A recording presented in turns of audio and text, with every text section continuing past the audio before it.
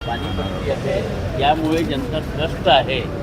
जे आम्ही टॅक्सेस घेतो त्या टॅक्सेसच्या नुसार आम्ही सोयीसुविधा देतो का सामान्य जनतेला, हा मुख्य प्रश्न आहे. आज सगळ्या नागपूर शहरामध्ये स्वच्छतेचा अभाव आहे. ज्या कचऱ्या कंपन्या पैसे लुटून घेऊन जात आहे त्यांच्यावर कोणाचंही नियंत्रण नाही आहे.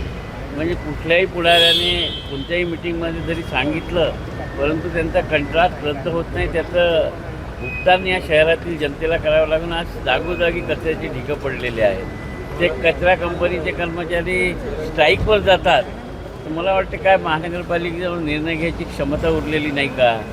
एखाद्या कंपन्यांमुळे शहरातील जनता त्रस्त असेल, त्यांच्या आरोग्याला धोका निर्माण झाला असेल, स्वच्छतेचा अभाव असेल, अशा परिस्थितीतही नियंत्रण घेऊ शकत नाही. मला वाटते बजेटमध्ये जे तुम्ही पैसे ठेवले आहे त्या पैशाचा विल्हेवाट कसा लागणार आहे आणि त्यामधून सामान्य जनतेला काय सोयी मिळणार आहे याचा कुठलाही संबंध नाही असं मला वाटतं. मला असं वाटतं की नागपुरात अनेक आयुक्त येतात. 2-2.5 वर्षांनंतर नवीन आयुक्त येणारच आहे.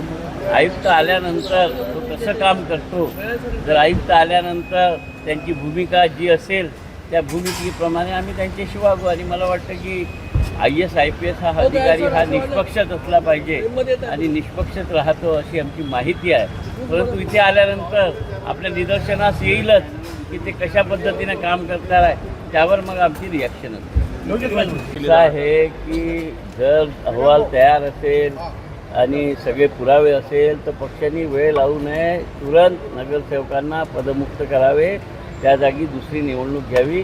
कारण की मला वाटते की पक्षाशी गद्दारी करणं हे बरोबर नाही आहे.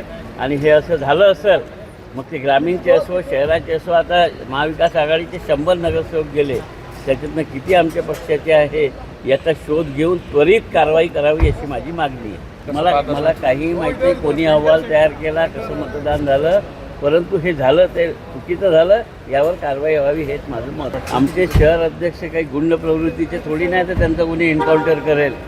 आणि आमच्या शहराध्यक्षाचा एन्काउंटर करायला या नागपूर शहरात कोणी जन्माला आलेला नाही आहे. त्यांनी आपल्या मनातली भीती काढावी.